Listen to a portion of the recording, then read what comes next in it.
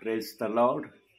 प्रभूच्या नावाला मी धन्यवाद देतो की देवबाप्पाने ही सुंदरशी वेळ दिलेली आहे की या वेळेमध्ये आपण देवाचं गौरव करावं, देवाला उंच करावं आणि देवापासून आपल्यासाठी आज काय निरोप आहे ते आपण आत्म्याने आणि खरेपणाने जाणून घेण्यासाठी या ठिकाणी आहोत. प्रियांनो, भक्तीची सुरुवात आपण प्रार्थनेने करूया. स्वर्गीय बाप्पा, तुझ्या नावाला धन्यवाद देतो, तुझ्या नावाला उंचावतो. मान, महिमा, गौरव, सन्मान, स्तुती तुला देतो माझ्या बाप्पा. तुझा जय जयकार करतो, तुला उंचावितो, तुला स्तवितो माझ्या बाप्पा. तुला आभार प्रदर्शनाचा, उपकार स्तुतीचा यज्ञ मी अर्पण करतो. स्वर्गीय बाप्पा, हा सुंदरसा वेळ तू दिलेला आहे की या वेळेमध्ये स्वर्गीय बाप्पा तू आपल्या प्रियजनांशी वचनाच्या द्वारे, विचारांच्या द्वारे त्यांना मार्गदर्शन करणार आहे. स्वर्गीय बाप्पा, धन्य ते कान आहेत ज्यांना देवाचं वचन ऐकण्याची संधी मिळत आहे आणि धन्य तो पुरुष आहे ज्याला प्रभूच्या मार्गामध्ये वचनाप्रमाणे चालण्यासाठी तुझ्याकडून सहाय्यता मिळते. स्वर्गीय बाप्पा, या दोन गोष्टी ज्यांच्या जीवनामध्ये आहे त्यांच्यासारखा आशीर्वादित या भूतालावर कोणीच नाही माझ्या बाप्पा.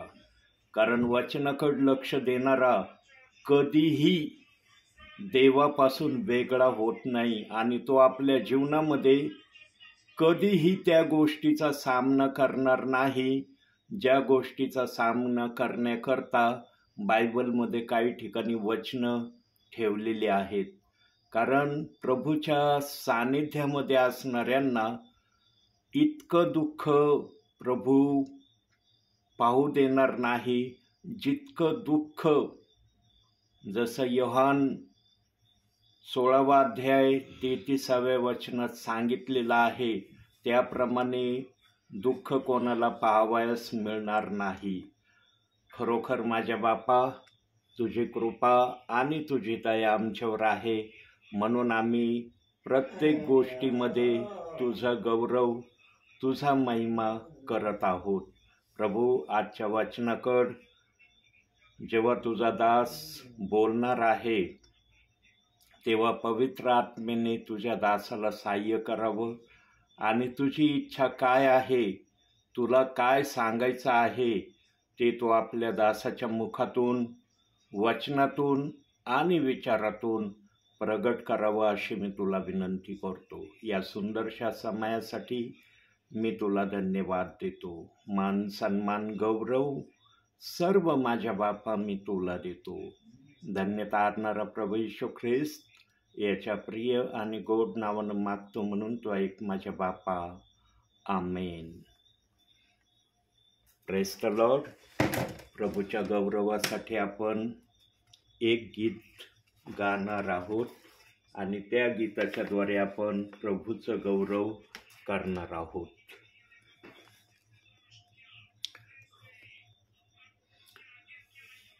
क्रूस उठाना है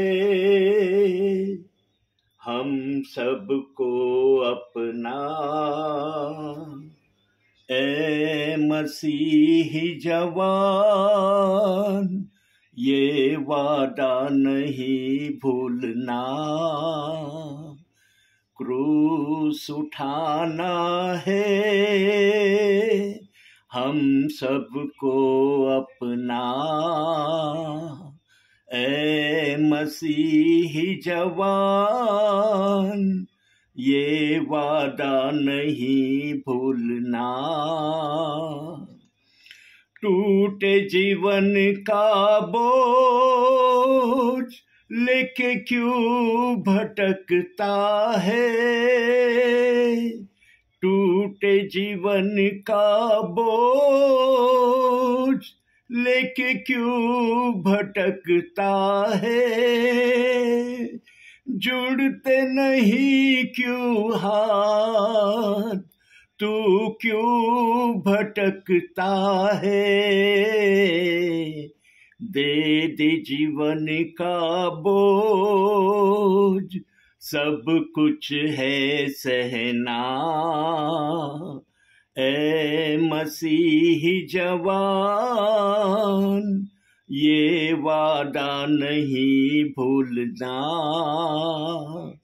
क्रूस उठाना है हम सबको अपना। ए मसीही जवान, ये वादा नहीं भूलना। ए दुखित ना विर्थी होके जीवन से निराश। ए दुखित ना विर्थी होके जीवन से निराश। राहों पे कैसे चला होके इतना तू उदास। आज तू हाल अपना जा यीशु से कहना। ए मसीही जवान, ये वादा नहीं भूलना। क्रूस उठाना है हम सबको अपना। ए मसीही जवान, ये वादा नहीं भूलना। लौट जा तू अभी, लेके साथ टूटा दिल। लौट जा तू अभी, लेके साथ टूटा दिल। होगी पाप क्षमा, जा खुदा से तू मिल। पाके प्यार उसका बन के दीपक जलना। ए मसीही जवान, ये वादा नहीं भूलना। क्रूस उठाना है हम सबको अपना। ए मसीही जवान, ये वादा नहीं भूलना। ये वादा नहीं भूलना। ये वादा कभी ना भूलना। Praise the Lord. आपण आपल्या वचनाकडे येऊया प्रियांनो. आज देवबाप कोणत्या वचनातून आपल्याशी बोलणार आहे त्यासाठी आपण काढूया इर्मयाचं पुस्तक 10वा अध्याय 23वे वचन. हे परमेश्वरा, मला ठाऊक आहे की मनुष्याचा मार्ग त्याच्या हाती नाही. पावले नीट टाकणे हे चालणाऱ्या मनुष्याच्या हाती नाही. प्रियांनो, काय देवबाप्पाने आज आपल्यासाठी वचन पाठवलेलं आहे. मनुष्याचे मार्ग मनुष्याच्या हाती नाही आणि तो जे पावलं टाकतो ते पावलं चालणारे देखील मनुष्याच्या हाती नाही. प्रियांनो, थोडक्यामध्ये देवबाप्पाला सांगायचं आहे. एका वाक्यामध्ये जर या वचनाला आपण सांगण्याचा प्रयत्न केला तर हे वचन सांगत आहे की मनुष्य आपल्या बळाने, आपल्या शक्तीने काहीही करू शकत नाही. त्याला काहीही करणं संभव नाही. त्याला प्रभू परमेश्वराची सहाय्यता घेतल्याशिवाय तो कोणत्याही गोष्टीमध्ये यशस्वी होऊ शकत नाही अशा अनुषंगाचा हा शब्द देव बाप्पाने आपल्याला दिलेला आहे. प्रियांनो, मनुष्याला घडवण्यामाग प्रभू परमेश्वराची फार मोठी योजना होती. परमेश्वराने मनुष्याला निर्माण केलं, घडवलं, बनवलं. असंच बनवलं नाही प्रियांनो. प्रभू परमेश्वराने सर्व योजना मनामध्ये तयार केल्या होत्या आणि प्रभू परमेश्वराला वाटतही होतं, कुठंतरी वाटत होतं की लुसिफरने मला निराश केलेलं आहे, लुसिफरने माझी इच्छा भंग केलेली आहे, मनुष्य तरी माझी इच्छा पूर्ण करील. परंतु प्रियांनो, मनुष्याने पण देव बाप्पाची ती इच्छा पूर्ण केली नाही, ज्या इच्छेसाठी प्रभू परमेश्वराने 6व्या दिवशी आपल्या हाताने मातीचा पुतळा तयार करून आपला जीवनी श्वास त्यांच्या नाकपुडीत जो फुंकला होता, त्या फुंकलेल्या श्वासाला किंवा प्रभू परमेश्वराने जो आत्मा प्रभूमध्ये आहे, तोच आत्मा जो आमच्या शरीरात देव बाप्पाने पाठविला, त्या गोष्टीला मनुष्य सदैव त्याप्रमाणे करण्यामध्ये अयशस्वी झाला, ज्याप्रमाणे मनुष्य राहण्याची अपेक्षा प्रभू परमेश्वर करत होता. प्रियांनो, मनुष्याने देवाची आज्ञा, देवाचा शब्द न पाळल्याने प्रभू परमेश्वर मनुष्यावर तितका प्रसन्न आणि तितका खुश झालेला नाही, जितका तो होण्याची अपेक्षा मनुष्याकडून करत होता. म्हणून आजचं वचन आलेलं आहे की मला ठाऊक आहे की मनुष्याचे मार्ग त्याच्या हाती नाही, पावले नीट टाकणे हे चालणाऱ्या मनुष्याच्या हाती नाही. प्रियांनो, सर्व काही गोष्टी प्रभू परमेश्वराने एदेन बागेमध्ये आपल्या हातामध्ये घेतलेल्या आहेत. फक्त मनुष्याजवळ एक अधिकार आजच्या समयापर्यंत प्रभू परमेश्वराने दिलेला आहे आणि प्रभू परमेश्वर पाहत आहे की जो अधिकार मी मनुष्याला दिलेला आहे, त्या अधिकाराचा मनुष्य आपल्या भावी जीवनामध्ये कसा उपयोग करतो. आणि कोणता अधिकार मनुष्याला दिलेला आहे, जीवनामध्ये काय करायचं आहे अथवा काय करायचं नाही, या गोष्टीचा निर्णय सर्वस्वी प्रभू परमेश्वराने मनुष्याच्या हाती दिलेला आहे.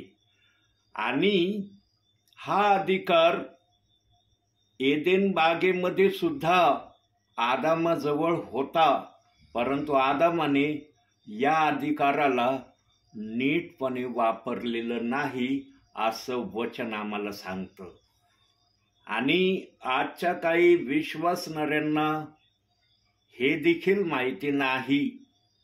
ज्यांना माहीत आहे त्यांना खरोखर देवाचा आत्मा सांगत आहे, शिकवित आहे, त्यांच्याशी बोलत आहे असं म्हणता येईल.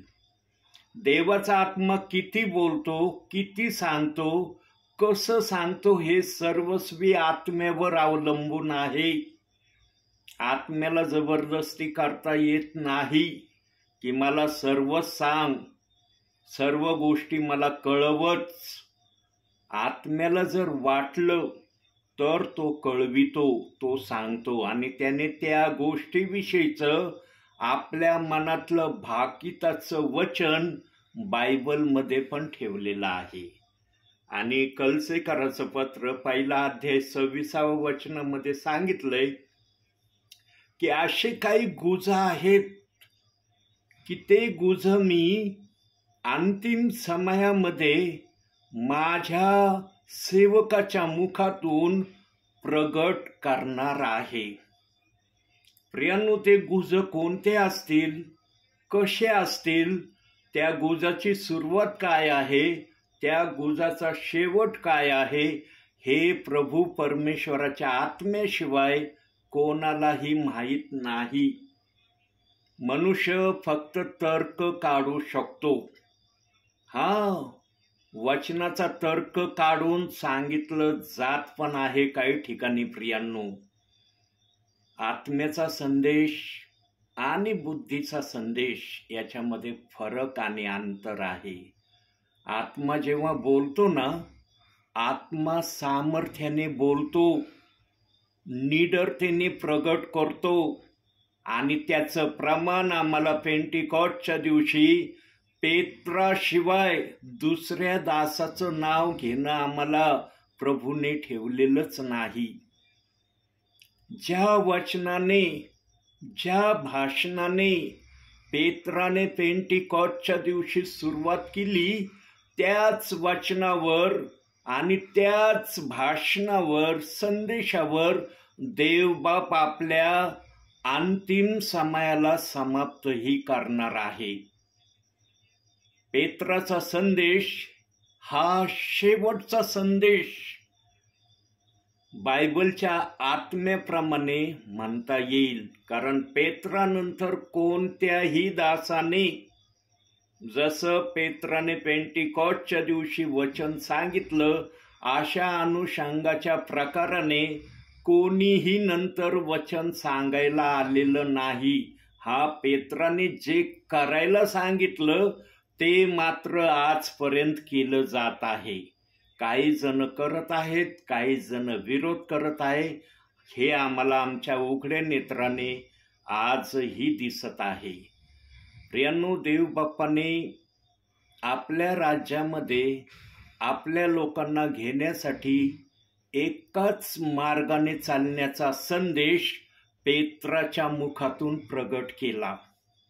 परंतु पेत्राच्या मुखातून जो संदेश प्रगट झालेला आहे, तो संदेश सर्वच जण मानतात असं नाही. पण सर्वच जण त्या संदेशाचा धिक्कार करतात असं पण नाही. काही जण मानत आहेत, काही जण मानत नाहीत, काही जण विचारात आहेत, काही जण संशयात आहेत, काही जण त्या संदेशाच्या अपप्रचारामध्ये आज कार्य करत आहेत. निरनिराळ्या प्रकारे पेत्राने सांगितलेल्या संदेशाच्या द्वारे आज काही विश्वासणारे, काही सेवक विरुद्ध दिशेने त्या वचनाच्या बाजूने चालण्याचा प्रयत्न करत आहेत. प्रियांनो, देवाच्या वचनाचा इन्कार करणं म्हणजे देवाच्या आत्म्याच्या शब्दाचा इन्कार करणं आहे. म्हणून बायबल सांगता आम्हाला की उत्पत्तीच्या पहिल्या वचनापासून ते प्रगटीकरणाच्या शेवटच्या वचनापर्यंत देवाने आपल्या आत्म्याने बायबलमध्ये सर्व वचनं ठेवलेली आहे. एकही वचन असं नाही की जे आत्म्याने लिहिलेलं नाही. सर्व वचनं आत्म्याने लिहिलेली आहेत. परंतु मनुष्याने आपल्या मनाने काही वचनांना दोष लावण्याची प्रक्रिया सुरू केली. आता ही दोष लावण्याची प्रक्रिया कुणी केली, कधी केली, का केली, त्या कारणामागं त्या व्यक्तीचा, त्या दासाचा काय हेतू उद्देश होता हे कोणालाही सांगता येणार नाही. पण जो विरोध प्रेषित 2:38 वचनाचा आलेला आहे, जेव्हापासून आलेला आहे, तो विरोध आजच्या समयापर्यंत चाललेला आहे हे मात्र दिसत आहे. प्रियांनो, अतिशय वेगाने न्याय होण्याची प्रक्रिया येत आहे आणि अतिशय वेगाने प्रभू बरोबर स्वर्गामध्ये राज्य करण्याची ही प्रक्रिया येत आहे. पण फरक एवढा आहे या दोन प्रक्रियेमध्ये की ज्याने वचनाप्रमाणे आचरण केलेलं आहे त्याला स्वर्गामध्ये प्रभू बरोबर राज्य करण्याची संधी मिळणार आहे. ज्याने वचनाप्रमाणे आपल्या भावी जीवनामध्ये आचरण करण्याचा प्रयत्न केला नाही त्याचा न्याय ठरलेला आहे, असं वचन आम्हाला शिकवित आहे. प्रियांनो, वचनामध्ये सांगितलेलं आहे. आणखी एक वचन पाहूया आपण. ज्या पेत्राने जगाच्या सुवार्तेचं आरंभीचं वचन आणि त्याच वचनाच्या द्वारे प्रभूच्या येण्याच्या आगमनाचं वचन पेंटिकॉस्टच्या दिवशी सांगितलं, त्याच पेत्राने मोठ्या हुशारकीने बायबलमध्ये एका वाक्याचा उपयोग केला. कोणत्या वाक्याचा उपयोग मोठ्या हुशारकीने पेत्राने केला ते आपण वचनातून पाहूया. मत्तेकृत शुभवर्तमान 26वा अध्याय आणि त्याचं 26व्या अध्यायाचं 34 आणि 35 हे दोन वचन आपण पाहूया. येशूने त्याला म्हटले, मी तुला खचित सांगतो की याच रात्री कोंबडा आरवण्यापूर्वी तू 3 वेळा मला नाकारशील.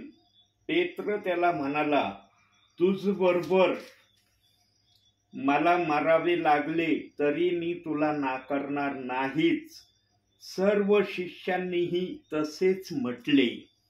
प्रियांनो, जेव्हा पेत्राने धाडसाने हिमतीने एक विधान एक वाक्य पेत्राशी बोलला तेव्हा पेत्राने मोठ्या हुशारकीने त्या वाक्याचं उत्तर प्रभूला दिलं आणि प्रभूने भाकीत केलं होतं. त्याच्या वरची जर काही वचन आपण पाहिले 30 पासून ते 33 पर्यंतच्या वचनापर्यंत आम्ही जर पाहिलं तर त्या ठिकाणी येशू ख्रिस्तांनी असं भाकीत केलं होतं की तुम्ही सर्व शिष्यजन मला सोडून जाणार आहात, माझ्याजवळ कोणीही नसणार, मी एकटाच असणार आहे.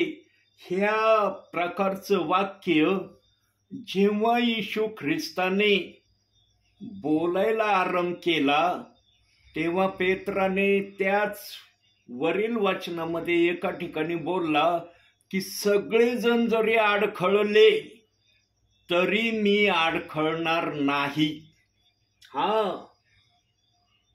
33व्या वचनामध्ये पेत्र स्वतः म्हणतो की सर्वजण जरी अडखळले तरी मी अडखळणार नाही. तेव्हा येशू ख्रिस्त पेत्राला म्हणतो, आज रात्री कोंबडा आरवण्या अगोदर तू 3 वेळेस मला नाकारशील.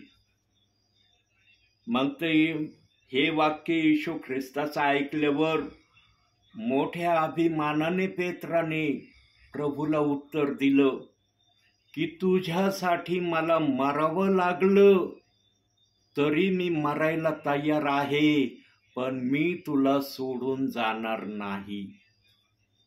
पण जेव्हा तसं सिच्युएशन तशी परिस्थिती जेव्हा येते तेव्हा पेत्र निडरतेने प्रभू येशू ख्रिस्ताला 3 वेळेस नाकारतो.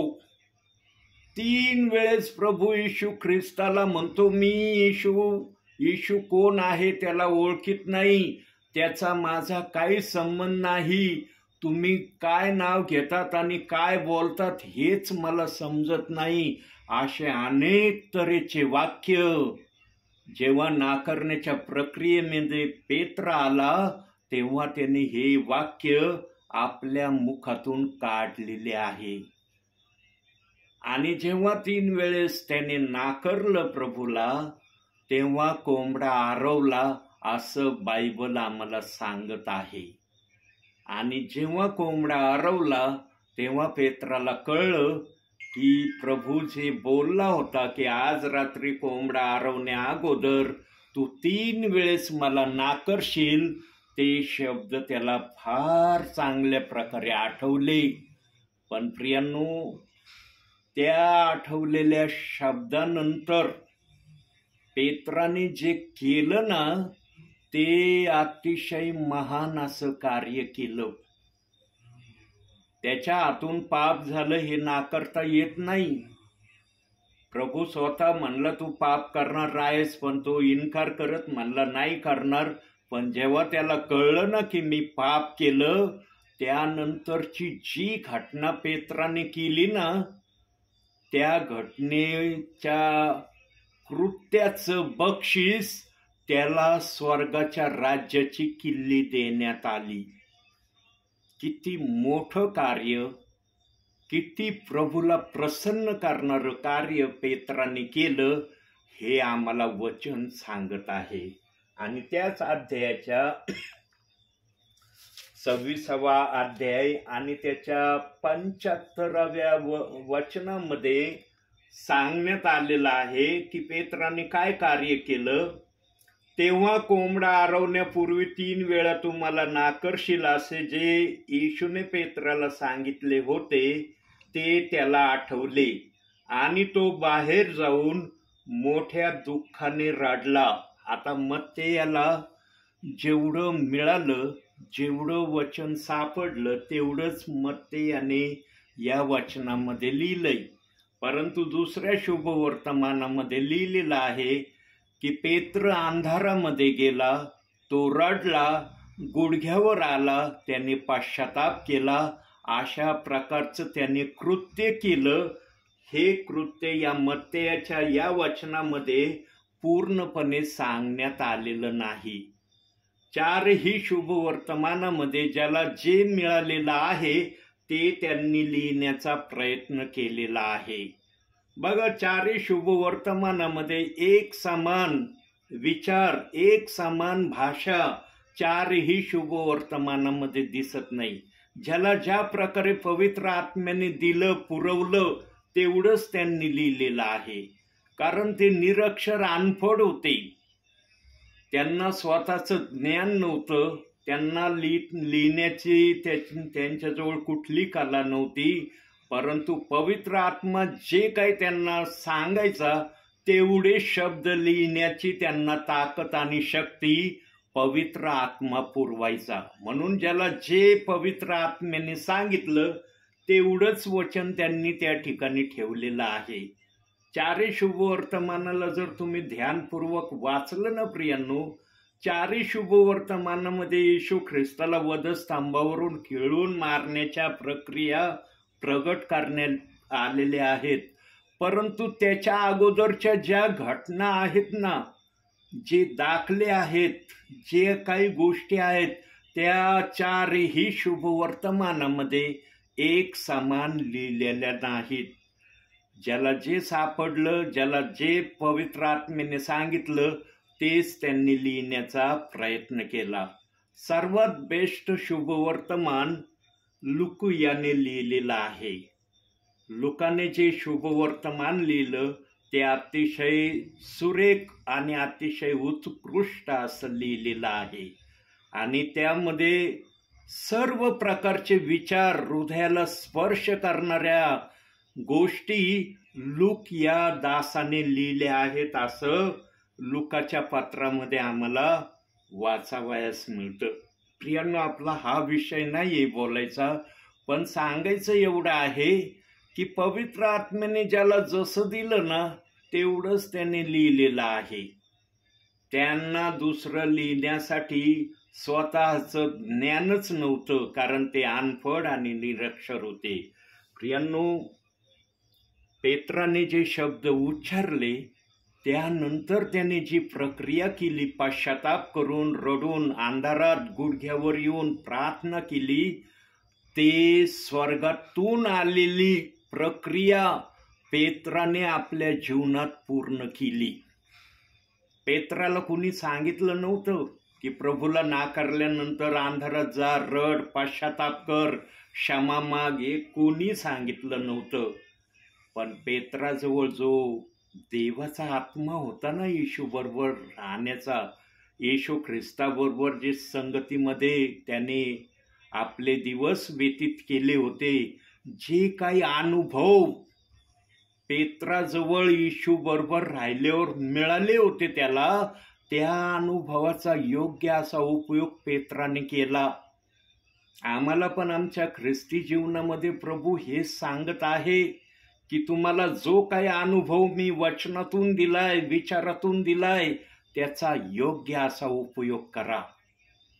आज जे कुणी पेत्राप्रमाणे येशू ख्रिस्ताच्या संगतीमध्ये आहेत, जरी तो आम्हाला दिसत नाही, पण वचनाच्या आधारे ज्यांच्या बरोबर येशू आहे ते काही प्रियजन, काही सेवक जन योग्य प्रकारे आपल्या भावी जीवनामध्ये ख्रिस्ताला घेऊन चाललेले आहेत. पण काही प्रियजन, काही सेवकगण आज वचनाला दोष देणारे आहेत, हे पण उघड झालेलं आहे. प्रियांनो, जे झालेलं आहे ते झालंच म्हणावं लागेल, त्याला झालं नाही असं म्हणताच येणार नाही. कारण देवाने वचनातच सांगून ठेवलंय की तू जो जो व्यर्थ शब्द बोलशील त्याचा न्यायाच्या दिवशी मी हिशोब मागेन. आणि हे वचन मत्ते 12वा अध्याय 36व्या वचनामध्ये देव बाप्पांनी सांगून ठेवलेलं आहे. प्रियांनो, जीवनामध्ये आम्ही सर्वांचं दोषी व्हावं, सर्वांच्या विरोधात आम्ही जावं, परंतु प्रभू परमेश्वराच्या वचनाच्या विरोधात आणि प्रभूच्या विरोधात आम्ही कधीही जाण्याचा प्रयत्न करू नये.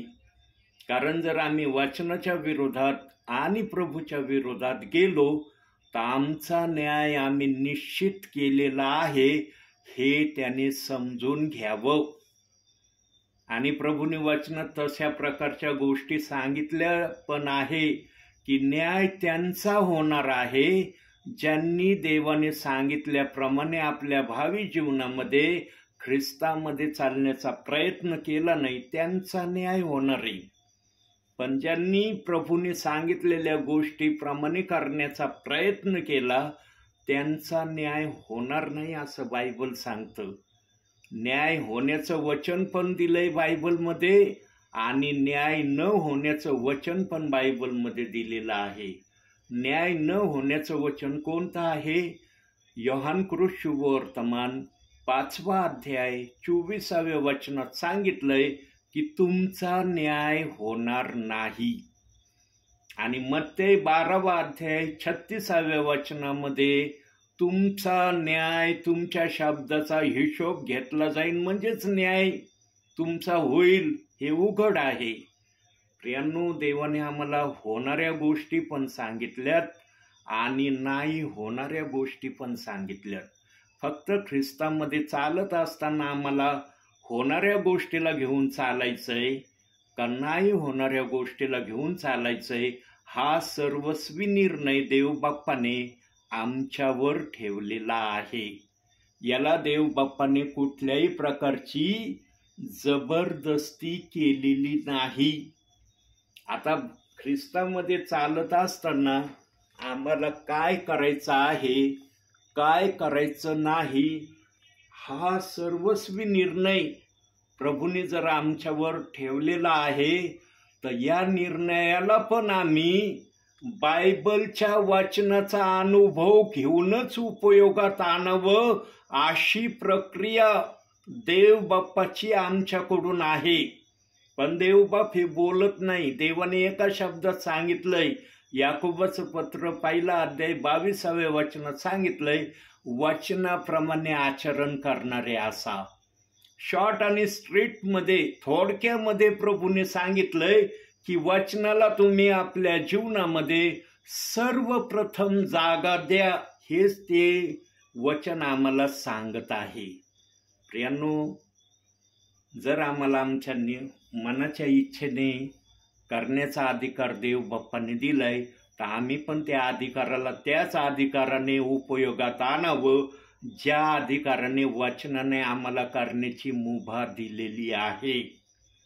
आम्ही आमच्या मनाने त्या अधिकाराला चालवू नये अशी देव बाप्पाची इच्छा नाही. म्हणून प्रियांनो, पेत्राने जे केलं ना, त्या कार्याचं गौरव देव बाप्पाने पेंटिकॉस्टच्या दिवशी पेत्रालाच उभं करून जगाच्या प्रभूच्या राज्याच्या आरंभाची सुवार्ता आणि प्रभूच्या एंडिंगची सुवार्ता पेत्राच्याच मुखातून झालेली आहे. पेत्राने जी सुवार्ता सांगितली ती सुवार्ता इतकी वेगाने पेत्रा हयात असताना वाढत गेली. हजारोंच्या संख्येनेच देव बाप्पाने आपल्या राज्यात विश्वासणाऱ्यांना घेतलं, असं प्रेषितांच्या कृत्यामध्ये आम्ही अनेक ठिकाणी वाचत आहोत. इतका मजबूत पाया पेत्राने आणि पेत्राचे जे सहकारी 11 शिष्य होते त्यांनी केला आणि त्यांना सपोर्टिंग करणारे 108 जण जे होते त्यांनी पण पाया मजबूत करण्यासाठी होईल तितके शर्तीचे प्रयत्न केले.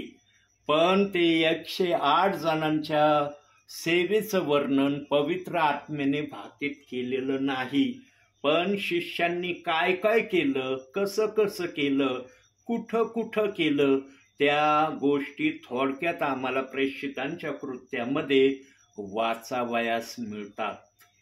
प्रियांनो, हा पाया जर देवाच्या इच्छेने भक्कमरित्या घालण्यात आलेला आहे तर याच पायावर इमारत उभी व्हावी असं इफिस 2:20 वचनामध्ये देव बाप्पाने प्रगटही केलं आहे. प्रियांनो, देव बाप्पाने आपली सेवा येशू ख्रिस्ताच्या स्वर्गारोहणानंतर कशी व्हावी, कशी असावी याचा सर्व काही नकाशा पेत्राच्या द्वारे प्रगट केलेला आहे. नकाशाच म्हणावा लागेल, कारण त्याच मार्गाने प्रभूची सेवा नंतर झालेली आहे. इतका शाऊल प्रभूच्या विरोधात चालणारा तो देखील याच पेत्राच्या संदेशाच्या मार्गाने त्याने सेवा करायला सुरुवात केली. त्याचाही बाप्तिस्मा प्रेषित 2:38 वचनाच्या प्रमाणावरच झालेला आहे. कारण पेंटिकॉस्टच्या दिवसानंतर जे पण बाप्तिस्मे झाले ते देवाचा आत्मा सांगत आहे की प्रभू येशू ख्रिस्ताच्या नामानेच बाप्तिस्मे झाले. त्यानंतर कोणतेही बाप्तिस्मे या नावाशिवाय झाले नाही असं पेंटिकॉस्टच्या दिवसानंतर आम्हाला बायबलचा आत्मा शिकवित आहे. प्रियांनो, आत्मा आम्हाला काय सांगतो ना हे महत्त्वाचं आहे. आम्ही काय आमच्या मनाने सांगण्याचा प्रयत्न करतो याला महत्त्व नसतं प्रियांनो. ते जास्त काळ राहत पण नाही, ते टिकत पण नाही. कारण खऱ्याला मरण नसतं. खरं कधी खोटं बोलत नाही, खरं कधी लपत नाही आणि खरं प्रगट झाल्याशिवाय राहत नाही. ही आहे देवाची मूळ बोलण्याची भाषा. म्हणून देवाचं वचन काळ्या दगडावरची पांढरी रेष आहे, जिला कोणालाही मिटवता येणार नाही. आज एवढा प्रेषित 2:38 वचनाचा काही ठिकाणी विरोध चाललेला आहे, तरी हे वचन गाजवणं, या वचनाची सुवार्ता सांगणं आजच्या समयापर्यंत चाललेलं आहे. जगाच्या पाठीवर एका ठिकाणी जरी देवाचं वचन गाजवलं जात आहे ना प्रियांनो, तर बायबलच्या वचनाप्रमाणे देवाचं वचन पूर्ण होत आहे असं देवबाप म्हणत आहे. म्हणून देवबाप्पाने आपल्या वचनामध्ये या गोष्टीला प्रगट करण्यासाठी काही ठिकाणी इशारे आणि बोट ठेवलेले आहेत. जसं मत्तेय 18 अध्याय 14 वचनात सांगितलंय की या लहानातील एकाचाही नाश व्हावा अशी तुमच्या स्वर्गातील पित्याची इच्छा नाही. म्हणून येशू ख्रिस्त 99 मेंढरांना सोडून एका मेंढराला आणण्यासाठी गेला. प्रियांनो, देव बाप्पाच्या आत्म्याने त्याच्या मनामध्ये जे आहे ना ते वचनाच्याद्वारे, कृतीच्याद्वारे देव बाप्पाने प्रगट केलेलं आहे. प्रियांनो, देवाचा हेतू आणि उद्देश काय आहे माहिती आहे का? मनुष्याच्या प्रती प्रत्येक मनुष्य वाचला जावा आणि प्रत्येक मनुष्याने देवाचं वचन आत्म्याच्याद्वारे समजून घेऊन त्याप्रमाणे वागण्याची प्रक्रिया करावी, हेच देवाच्या मनामध्ये आहे. देवाच्या मनामध्ये हे मुळीच नाही बरं का, की कोणी त्याच्या वचनाला दोष लावावा. हे देवाच्या मनामध्ये मुळीच नाहीये प्रियांनो. ना कधी देवाने हे मनामध्ये आणण्याचा प्रयत्न केला. देवाने हीच इच्छा केलेली आहे की सर्वांनी माझ्या वचनाचा आदर करावा, सन्मान करावा. परंतु प्रियांनो, जे येतं ना जगामध्ये, किंवा जे कोणी काही अयोग्यरित्या आणतं ना जगामध्ये, त्याच्यावर फार वेगाने विश्वास ठेवला जातो. पण जे खरं आहे, जे नेटाने आम्हाला स्वर्गाकडे घेऊन जाण्यास समर्थ आहे, त्या गोष्टीकडे चालण्यासाठी फार थोड्या प्रियजनांचं मन त्या गोष्टीला मानून चालण्यासाठी तयार होतं.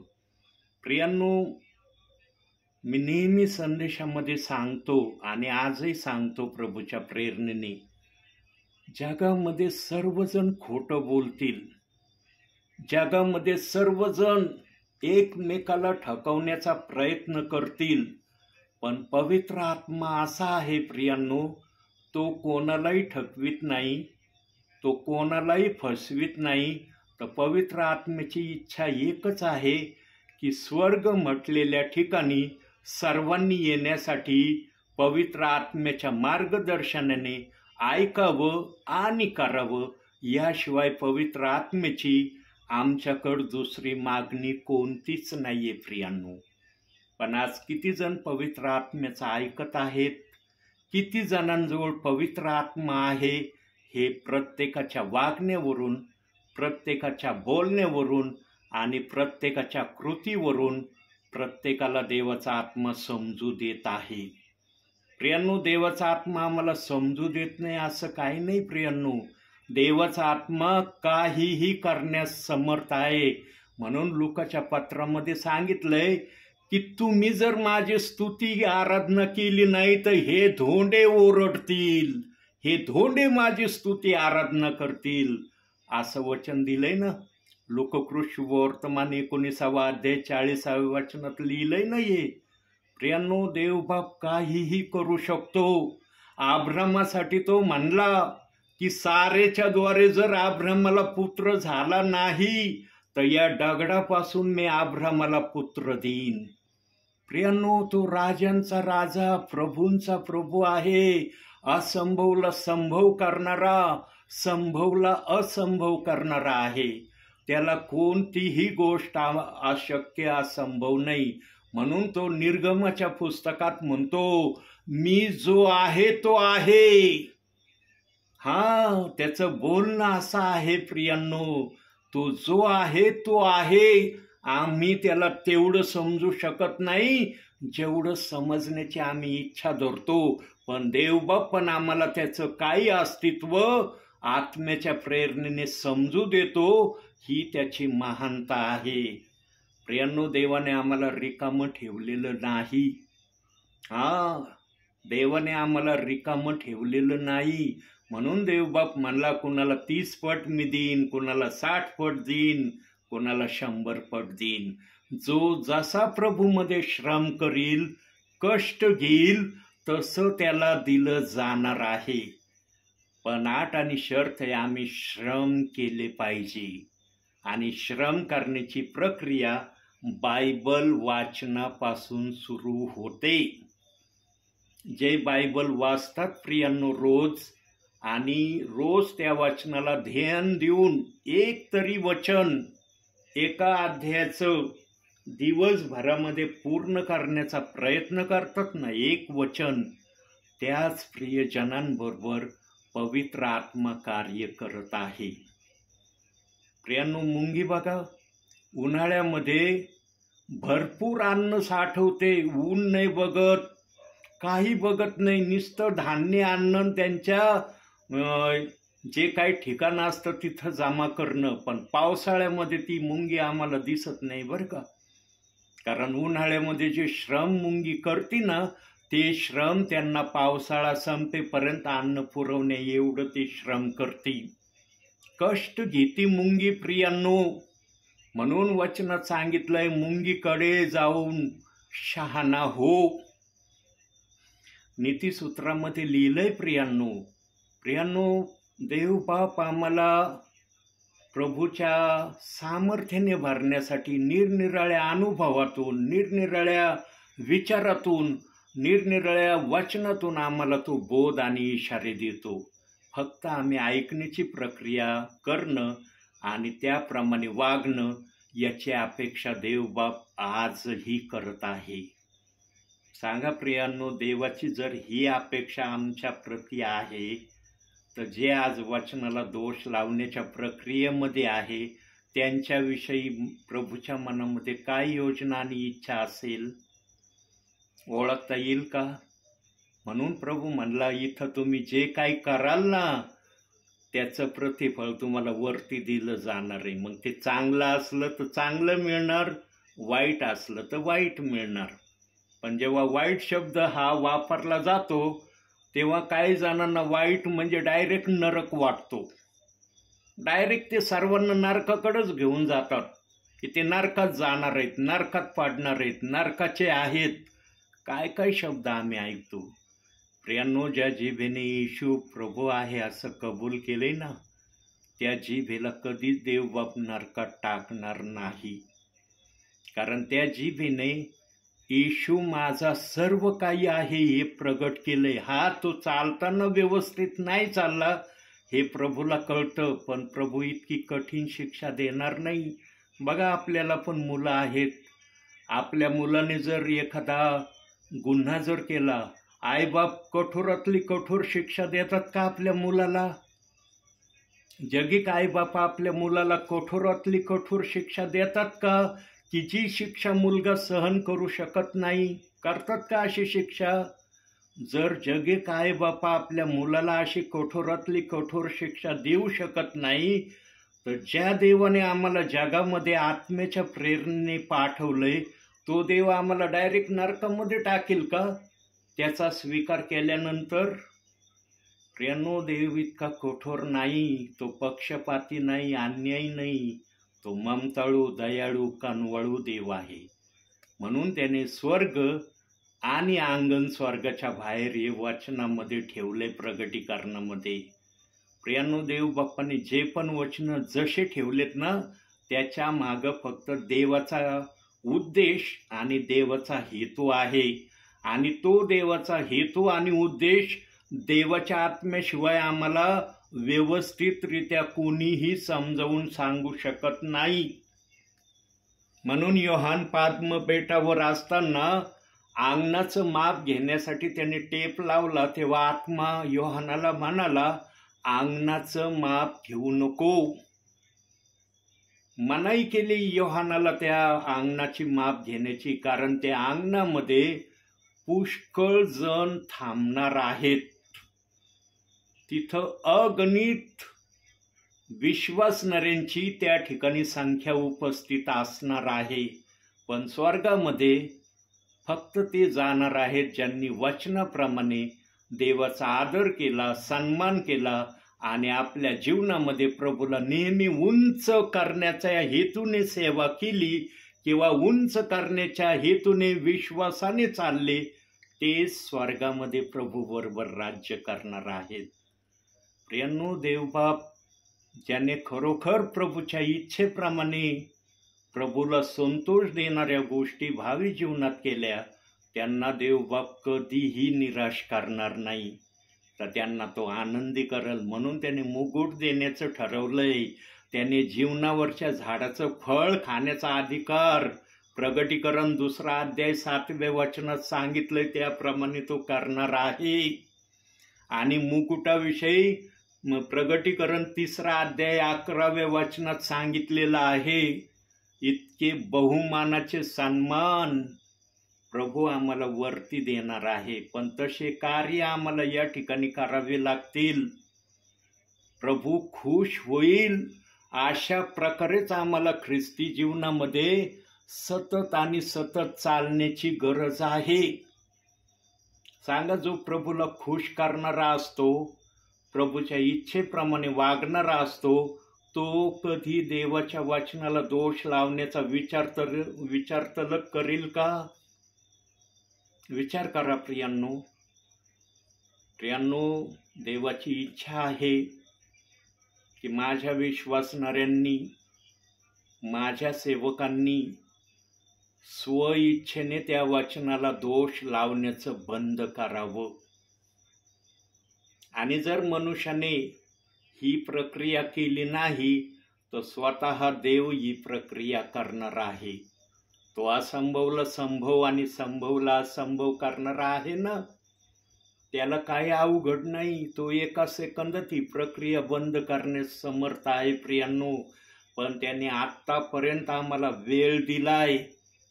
नेटाने पाहत आहे की कोण माझ्या वचनाप्रमाणे, माझा दास जो आत्म्याच्या प्रेरणेने बोध करत आहे त्याप्रमाणे करण्यासाठी कोण तयार होत आहे. प्रियांनो, प्रभू येण्या अगोदर आम्ही जे काही करू ना, त्यामध्ये प्रभू अतिशय खुश आणि प्रसन्न राहणार आहे.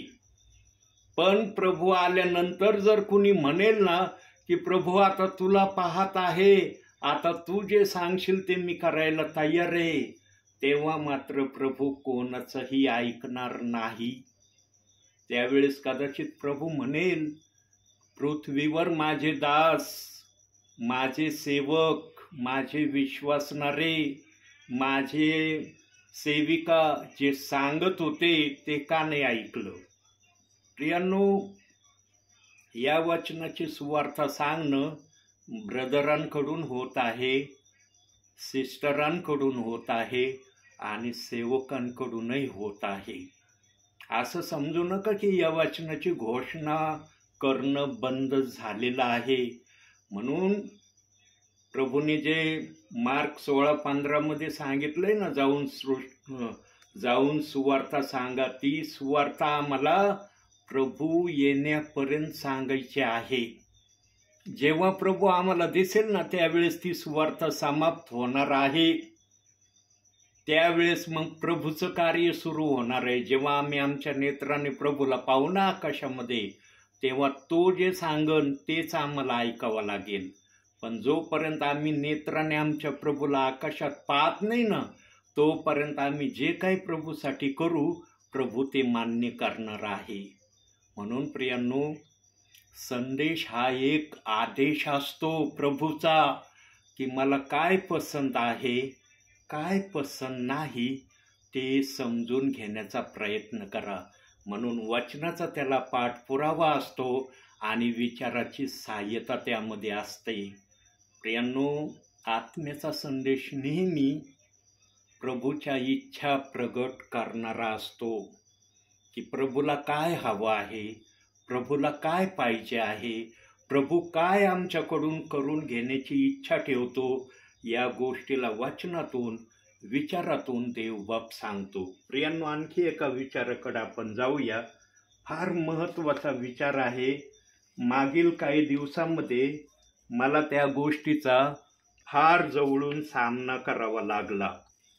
होय, आणि मी सामना केला. प्रियांनो, देवबाप्पाने आपल्या वचनामध्ये शब्बात हा शब्द ठेवलेला आहे. जुन्या करारात पण शब्बात हा शब्द आहे आणि नवीन करारात पण शब्बात हा शब्द आहे.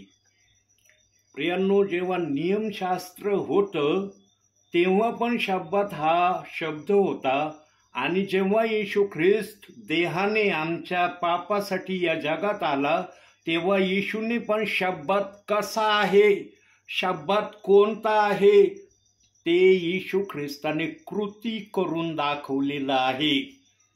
शास्त्री, सदुकी, परुषी आणि याजक नेहमी येशूच्या विरोधात असायचे.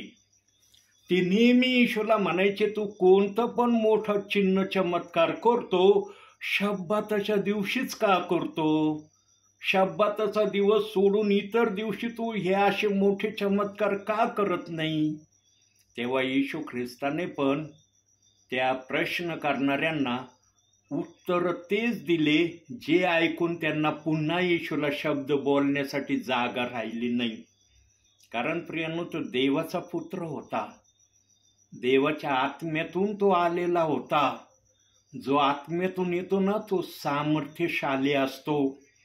त्याला हरवणं कोणाला संभव नसतं, जो आत्म्यातून येतो. म्हणून प्रियांनो, जो पण संदेश आत्म्यातून येतो ना, तो आम्हाला सुधारण्यासाठी येतो. तो टीकेसाठी, निंदेसाठी, वादविवादासाठी संदेश येत नाही कधी. देव बाप्पाची इच्छा असते की माझा निरोप जो मी कळवला आहे तो तुम्ही आत्मसात करा आणि त्याप्रमाणे करण्यासाठी स्वतःला तयार करा. म्हणून वचनाचा पुरावा, विचाराची साखळी देवबाप प्रगट करतो आणि त्यानंतर आपल्यापर्यंत शब्द पोहोचवितो. प्रियांनो, सर्व गोष्टीला आम्ही आडखळावं, पण देवाच्या वचनाला आम्ही कधी आडखळू नये. म्हणून येशू ख्रिस्त जेव्हा एका ठिकाणी घरामध्ये संदेश देत होता, तेव्हा काही जण आले येशूकडे आणि ते म्हणाले, प्रभू प्रभू, आपली आई, आपले भाऊ बाहेर उभे आहेत. तेव्हा येशू ख्रिस्त काय म्हणला त्या जमावामध्ये, कोण माझी आई, कोण माझा भाऊ, कोण माझी बहीण? जे माझे वचन ऐकतात तीच माझी आई, तीच माझी बहीण आणि तोच माझा भाऊ आहे. प्रियांनो, येशूने असे काही शब्द आम्हाला आमच्या भावी जीवनामध्ये आशीर्वादी जीवन जगण्यासाठी बोललेला आहे. त्या वचनाला आम्ही जर खरोखर आत्मसात करून तसं करण्याचा प्रयत्न केला तर आम्ही आशीर्वादित झाल्याशिवाय राहणार नाही. आणि जो आशीर्वादित होईल प्रियांनो, तो कधी देवाच्या वचनाचा विरोध करेल का हो? त्याला देवाचा आत्मा म्हणाल का देवाच्या वचनाचा विरोध कर, देवाच्या वचनाच्या विरोधात काही पण अपशब्द बोल? प्रियांनो, देवाच्या वचनाचा विरोध करणं हे मनुष्याने आणलेलं आहे. हे देवाच्या वचनाचा विरोध करण्याची प्रक्रिया आणलेली नाही. देव कधीच आपल्या वचनाचा विरोध मनुष्याच्या मुखातून प्रगट करण्याची इच्छा ठेवीत नाही. पण आज आम्ही पाहतो की एका वचनाला आज खुलेआमपणे सर्वजण नाकारित आहेत. काही जण नाकारित आहेत, काही जण नाही नाकारित. हा भाग वेगळा आहे. त्याच्यामध्ये सेवकगण पण मागं नाही. सेवकगण पण काही जण एका वचनाला नाकारण्याच्या प्रक्रियेमध्ये प्रभूला दिसत आहेत. प्रियांनो, प्रभू येण्या अगोदर स्वतःला वचनाप्रमाणे नीटनेटकं करण्याची हीच शेवटची घटिका आहे. अंतिम समय आम्हाला शेवटची संधी सुधारण्यासाठी देव बाप्पाने दिलेला आहे. जो कोणी वचनाला ऐकून त्याप्रमाणे करण्याची प्रक्रिया करील त्याला देवबाप सन्मानित केल्याशिवाय राहणार नाही. पेत्राने 3 वेळेस प्रभूला नाकारलं, पण जेव्हा त्याने प्रभूला आवडणाऱ्या गोष्टी करून दाखवल्या तेव्हा त्याला स्वर्गाच्या राज्याची किल्ली दिलीच दिली. पण त्याला पेंटिकॉस्टच्या दिवशी जे वचन सांगितलं त्याच वचनाच्या आधारे देवबाप आपल्या प्रियजनांना घेऊन जाण्यासाठी लवकर येत आहे. प्रियांनो, देवबाप्पाला खुश करणं साधारण समजू नका. त्याला जर आम्ही मनापासून खुश केलं ना तर देवाचा हात इतका कृपाळू हात आहे. तो द्यायला लागला ना कधी आखडीत नाही. तो विचार नाही करत किती दिलंय.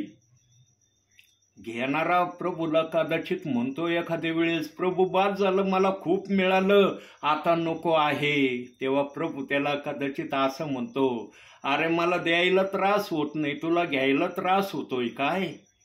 प्रियांनो, आमचा हा असा प्रभू आहे.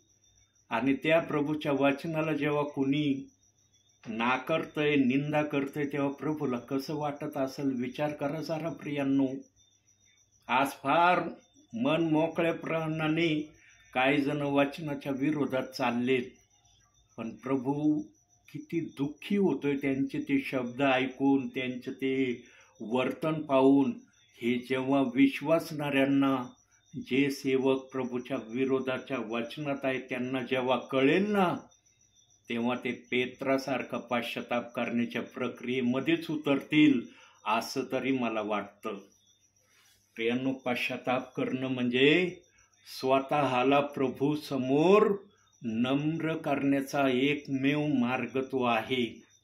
म्हणून पेंटिकॉस्टच्या दिवशी जे प्रेषित 2:38 वचन आलं त्याच्यामध्ये पहिला शब्द आला, पश्चाताप करा, तुमच्या पापाची क्षमा व्हावी म्हणून तुम्ही प्रत्येक जण येशू ख्रिस्ताच्या नामाने बाप्तिस्मा घ्या, म्हणजे तुम्हाला पवित्र आत्मेचे दान प्राप्त होईल.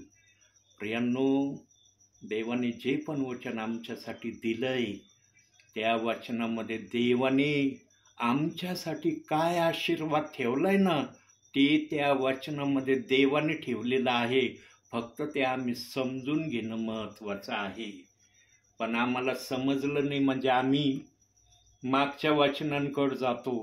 येशू ख्रिस्त काय म्हणला, येशू ख्रिस्ताने काय सांगितलं, ते जर येशू ख्रिस्ताने सांगितलेलं आहे तर पेंटिकॉस्टच्या दिवशी जे अग्नीच्या जीवाने आत्मा आला त्यांनी जे सांगितलं ते काय आहे मग? ते काही योग्य नाही का? ते पाळण्यासाठी उत्कृष्ट नाही काय?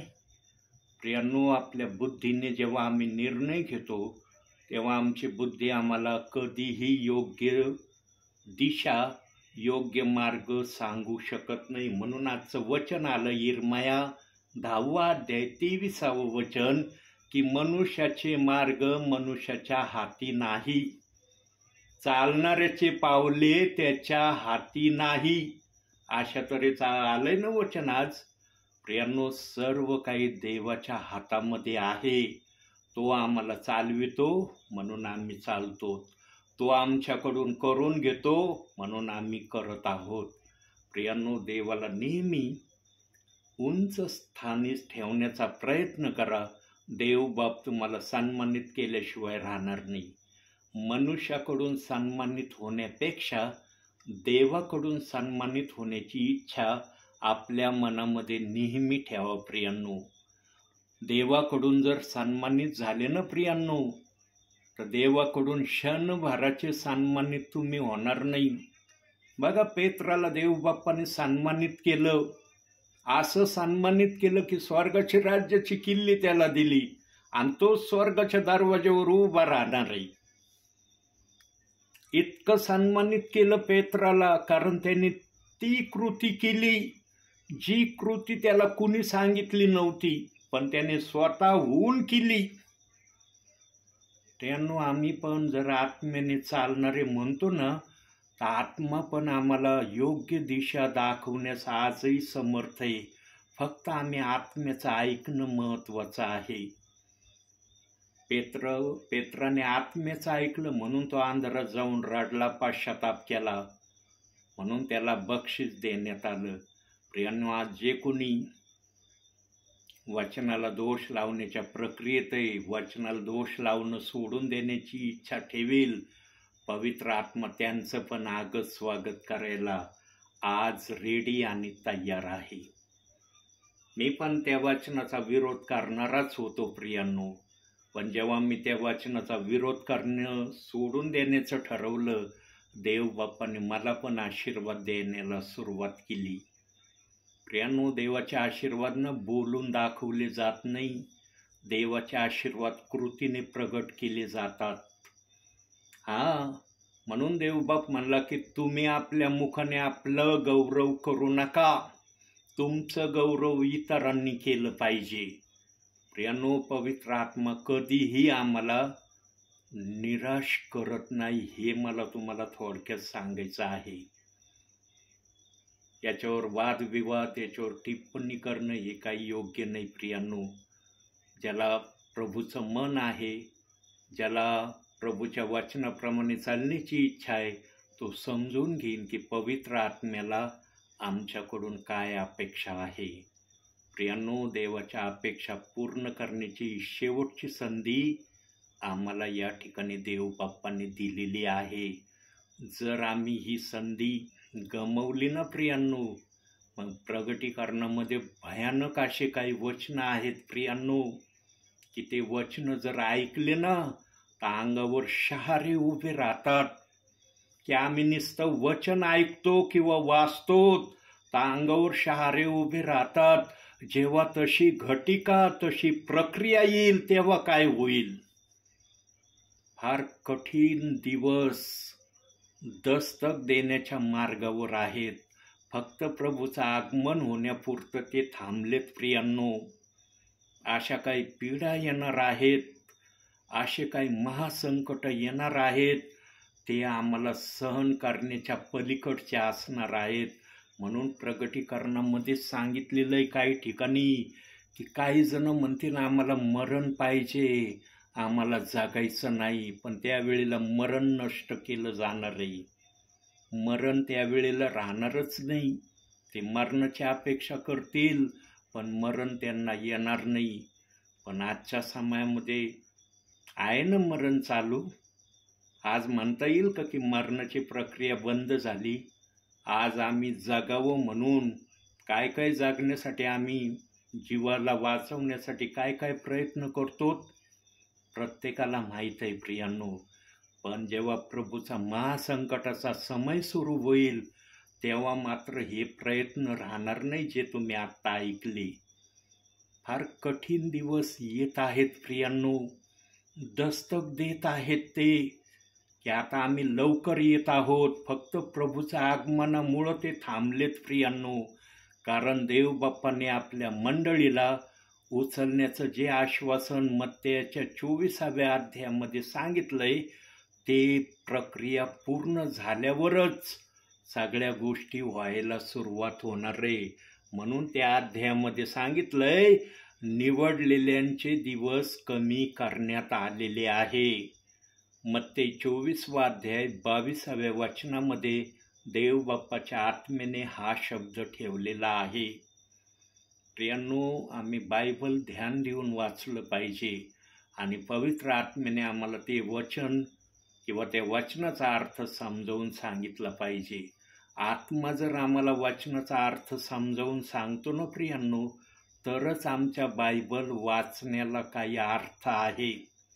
जर आम्ही बायबल वाचतो, पवित्र आत्मा आम्हाला समजावून सांगत नाही, तर बायबल आम्हाला काही कळणार नाही. मग त्याच्यासाठी काय प्रक्रिया होईल? ती पुढं पाठ मागं सपाट, ही प्रक्रिया होईल. पण पवित्र आत्मा जर एखाद्या वचनाचा जरी अर्थ आम्हाला समजावून सांगतो ना, तर आम्ही प्रभूच्या आत्म्याने भरणारे आहोत असं म्हणायला काही एक हरकत राहत नाही. पण आम्ही बायबल रोज वाचलं पाहिजे. रोज आम्ही जसं जेवण जेवतो तसं बायबलकडं आम्ही लक्ष दिलंच पाहिजे. कमीत कमी एक अध्याय तर वाचलंच पाहिजे प्रियांनो. कमीत कमी ज्याला जितकं वाचता येईल तेवढं वाचा. पण कमीत कमी देवबाप अपेक्षा करतो की एक अध्याय तर तुम्ही वाचलाच पाहिजे ध्यान देऊन. जो कोणी प्रभूची ही इच्छा पूर्ण करेल ना, प्रभू त्यांना आशीर्वाद द्यायला वेळ लावणार नाही. आपण शब्दावर बोलत होतो. शब्दामध्ये अशा निरनिराळ्या गोष्टी आम्हाला पाहायला मिळतात. शब्दात हा येशू ख्रिस्ताने पाळला का, हा मोठा एक प्रश्न आहे. येशू ख्रिस्ताने शब्दात काय आहे हे सर्व शास्त्रे, सदुकी, परुषी याजक गणांना कृतीने समजावून सांगण्याचा प्रयत्न केला. पण हे ज्या दर्जाचे होते त्यांनी कधी येशूच्या त्या शब्दाला मान्य केलं नाही. ते नेहमी नियमशास्त्राचं सांगायचे की नियमशास्त्रामध्ये काय दिलेलं आहे, नियमशास्त्र आम्हाला काय शिकवतं, हेच ते बोलत राहिले. प्रियांनो, जुना करार जर पूर्ण असता ना, तर नवीन करार यायला काही आवश्यकता राहिली नसती. पण जुना करार पूर्ण नव्हता, म्हणून नवीन करार आलेला आहे. म्हणून 2 कराराचं बायबल आमच्या हातामध्ये प्रभूने दिलंय. जुना करार, नवीन करार. बघा, जुन्या करारामध्ये जर पाप केलं तर अर्पण आणावं लागायचं, है ना. मग होल्यापासून अर्पणाची सुरुवात होती. जसं पाप असन तसं अर्पण द्यावं लागायचं. पण नवीन करारात आल्यावर आम्ही किती मोठं पाप केलं तरी आम्हाला अर्पण द्यावं लागत नाही.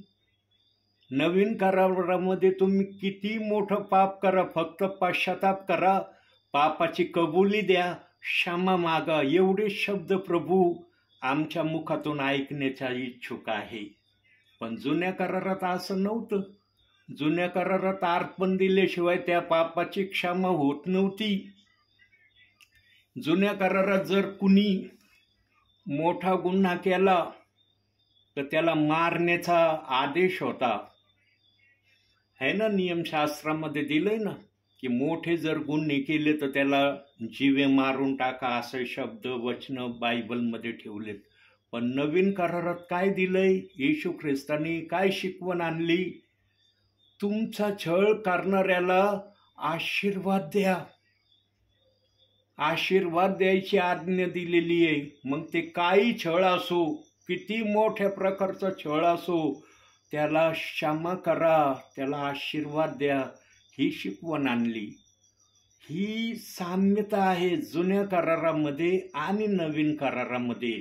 तसं शब्बातामध्ये पण प्रभूने एक वचन ठेवलेलं आहे आणि ते वचन आपण वाचणारच आहोत प्रियांनो. कारण त्या वचनाचा अर्थ काय आहे ते देवाच्या आत्म्याशिवाय कोणालाही सांगणं संभव नाही. अगोदर आपण वचन वाचूया. होशेचं पुस्तक 2 अध्याय 11वं वचन वाचूया. त्या ठिकाणी काय देवबाप वचनातून बोलत आहे. होशेचं पुस्तक 2 अध्याय 11वं वचन. तिची सर्व उत्सव, तिच्या यात्रा, तिची चंद्रदर्शने, तिचे शब्बात व तिचे सर्व नेमिलेले सण ही मी बंद करीन.